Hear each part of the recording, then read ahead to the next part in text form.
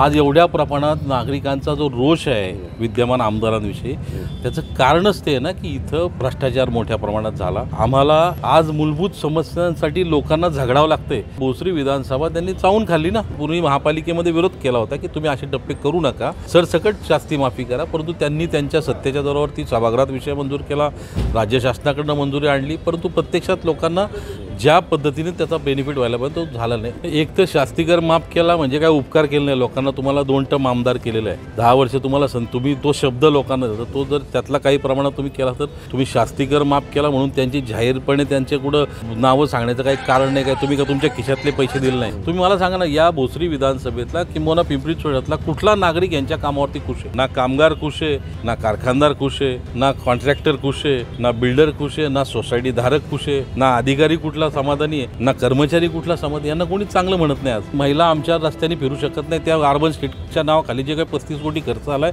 काय करून ठेवलं त्यांनी भोसरीची अवस्था बघा तुम्ही। नवमहाराष्ट्र नेटवर्कमध्ये आपलं सर्वांचं पुन्हा एकदा स्वागत आहे।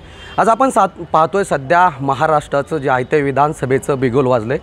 आज आम्ही भोसरी विधानसभेत आहोत आणि या भोसरी विधानसभेमध्ये आपण पाहतो या ठिकाणी महायुतीकडून या ठिकाणी उमेदवार जे आहेत ते या 2 टर्म या ठिकाणी निवडून आलेले आहेत ते महेशदादा लांडगे आणि या ठिकाणी या तुतारीच्या चिन्हावरती लढत आहेत अजितभाऊ गव्हाणे।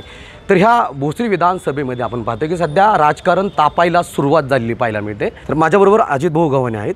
भाऊ, काय सांगाल एकंदरीत? खरं तर पाहायला गेलं तर सत्ताधाऱ्यांकडून वारंवार वक्तव्य केलं जातं की शास्तीकर जो आहे तो आम्ही माफ केला आहे। काय वाटतं तुम्हाला एकंदरीत? शास्तीकराचा जो विषय आहे मुळात मागणी आणि त्यांचं जे वचन होतं ते वचन असं होतं की आम्ही 100% सगळी अनधिकृत बांधकामं अधिकृत करू। प्रत्यक्षात बोटावर मोजण्यासारखीच बांधकामं नियमित झालेली आहेत। त्याचं कारण ज्या पद्धतीचा त्यांनी कायदा आणला त्याच्यामुळं लोकांना काही त्यांची बांधकामं अधिकृत करता आली नाही। मुळात कायदा असा आणावा लागेल की ज्याच्यामध्ये 100% सगळी बांधकामं नियमित होतील आणि लोकांचा त्याच्यामधनं त्यांना जो काही नियमित करण्यासाठी जो खर्च आहे तो खर्च अतिशय अल्प असला पाहिजे, जो त्यांना परवडेल। जो जसं 2002-03च्या दरम्यान गुंठेवारी कायदा आणला होता त्याच पद्धतीचा कायदा आणावा लागेल आणि आमच्या हातात जर सत्ता आली तर 100% आम्ही लोकांना सांगू इच्छितो की आम्ही तशा पद्धतीचा कायदा आणू आणि लोकांची अधिकृत घरं त्या ठिकाणी करून दाखवू, जेणेकरून तो शास्तीकर आज त्यांनी माफ केला, पुन्हा शास्तीकर चालूच आहे। म्हणजे ते अर्धवट अवस्थेतलं लोकांचं त्यांनी समाधान केलेलं आहे।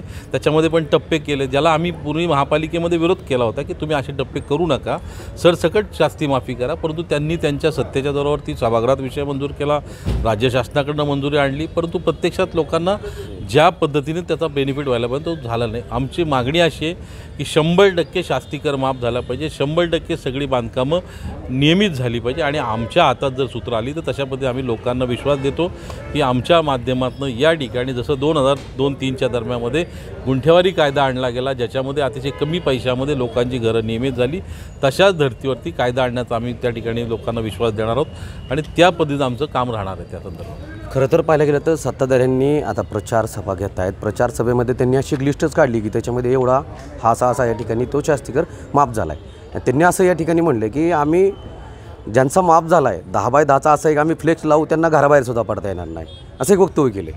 एक तर शास्तीकर माफ केला म्हणजे काय उपकार केले नाही लोकांना, तुम्हाला 2 टर्म आमदार केलेलं आहे, 10 वर्ष तुम्हाला तुम्ही तो शब्द लोकांना देता, तो जर त्यातला काही प्रमाणात तुम्ही केला तर तुम्ही शास्तीकर माफ केला म्हणून त्यांची जाहीरपणे त्यांचे कुठं नावं सांगण्याचं काही कारण नाही, काय तुम्ही का तुमच्या खिशातले पैसे दिले नाही। शासनाची ती लोकांनी तुम्हाला मतदान केलं, तुम्हाला ती संधी मिळेल, तो तुमची कर्तव्य होतं। उलट तुमची जबाबदारी काय होती, तुम्ही 100% शास्ती माफ करायला होती, 100% सगळी बांधकामं नियमित करायला। त्याच्यामुळे अशा पद्धतीने काहीतरी वेगळं वाकडं स्टेटमेंट त्यांनी करू नये, त्यांना पराभव दिसू लागला आहे, त्यांच्या पायाखालची वाळू सरकल्यामुळे त्यांचं आता अशा पद्धतीचं स्टेटमेंट यायला लागलेली आहे। तसं पाहायला गेलं तर आता कोरोना काळात सगळेच जग आहे ना ते शांत होतं, सगळ्या जणांनी जशा परीनं होईल तशी मदत ज्या भागात पूरग्रस्त भागात तिथं नागरिकांना मदत पोहोचवली गेली। असं म्हणते की आमचे विरोधक ते घरी होते, घरी बसले आणि आम्ही ग्राउंडवरती होतो। अख्ख्या भोसरीला आणि पिंपरी चिंचवडला माहिती आहे की घरी कोण बसलं होतं। करोनाच्या काळामध्ये आम्ही सगळे फील्डवर होतो, हे सगळे माझे सहकारी इथं आहेत ना उभे, हे सगळे रस्त्यावरती दुसऱ्या तिसऱ्या दिवसापासून सगळे रस्त्यावर होते. आम्ही सगळीकडे औषध फवारणी केली. प्रत्येकाला त्या ठिकाणी जिथं जिथं अन्नधान्याचा पुरवठा करता येईल तो पुरवठा केला. लोकांना घरपोच आम्ही भाजीपाला त्या ठिकाणी देण्याचा प्रयत्न केला. लसीकरण केलं आम्ही 100%. मी माझ्या स्वतःच्या खर्चातनं लसीकरण केलं. ते सगळ्या इथल्या परिसरातल्या लोकांना माहिती यांनी कुठं लसीकरण केलं नाही. आता मला टीकात्मक बोलायचं नाही आहे, परंतु हे जगाला माहिती आहे, इथल्या परिसरातल्या लोकांना माहिती की कोणी काम केलं. उलट हे घरात बसले होते, आम्ही का रस्त्यावरती होतो. खरं तर पाहायला गेलं तर असं एक वक्तव्य केलं जातं की भोसरीमध्ये पैलवान चावणारे घडत नाही तर मातीत गाडतात. खरंच चावणारे पैलवान आणि मातीत गाडलेले पैलवान, काय वाटतं याच्यावर? मी कोण कोणाला चावतं काय? त्यांचं असं एक वक्तव्य की भोसरीची एक परंपरा आहे की जसं पाहायला गेलं तर क्रीडा असतील किंवा कुस्तीच्या आखाड्या असतील, कबड्डी असतील, अशी एक संस्कृतीची अशी एक भोसरीची एक ओळख आहे. तर मग भोसरीमध्ये पैलवान चावणारे घडत नाही आहेत तर इथं मातीतले पैलवान घडतात. तर मग आज काय वाटतं तुम्हाला? बरोबर आहे. भोसरीची परंपराच कुस्तीची आहे ना. आमच्या सगळ्यांच्या भोसरीतल्या प्रत्येक कुटुंबामध्ये सगळे पैलवान होते आणि सगळ्यांनी त्यांच्या त्यांच्या परीने त्या काळामध्ये भोसरीचा नावलौकिक, महाराष्ट्राचा नावलौकिक वाढवायचा प्रयत्न केला.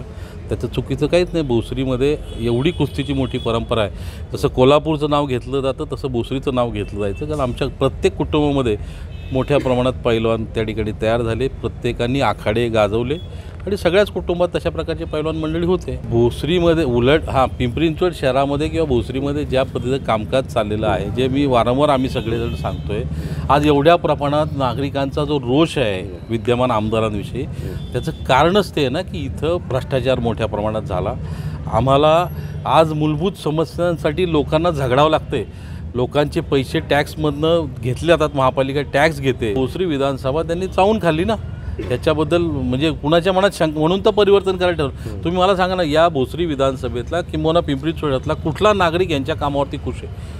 कुठलाही नागरिक नाही. ना कामगार खुश आहे, ना कारखानदार खुश आहे, ना कॉन्ट्रॅक्टर खुश आहे, ना बिल्डर खुश आहे, ना सोसायटी धारक खुश आहे, ना अधिकारी कुठला समाधानी आहे, ना कर्मचारी कुठला समाधानी. यांना कोणीच चांगलं म्हणत नाही आज. कारण ज्येष्ठ नागरिक असतील, महिला असतील, आज महिला भगिनी त्या ठिकाणी महिला आमच्या रस्त्याने फिरू शकत नाही. त्या अर्बन स्ट्रीटच्या नावाखाली जे काही 35 कोटी खर्च आला आहे, काय करून ठेवलं त्यांनी. भोसरीची अवस्था बघा तुम्ही. आमच्या महिलांना तिथून जाता येत नाही संध्याकाळच्या वेळेमध्ये. मुलांची शाळेत जाण्याची काय परिस्थिती आहे, ट्रॅफिकची समस्या एवढी मोठी. कुणाची जबाबदारी होती? तुम्हाला लोकांनी एवढ्या विश्वासाने सत्ता दिली, तुम्ही सत्ता नीट राबवायला पाहिजे ना.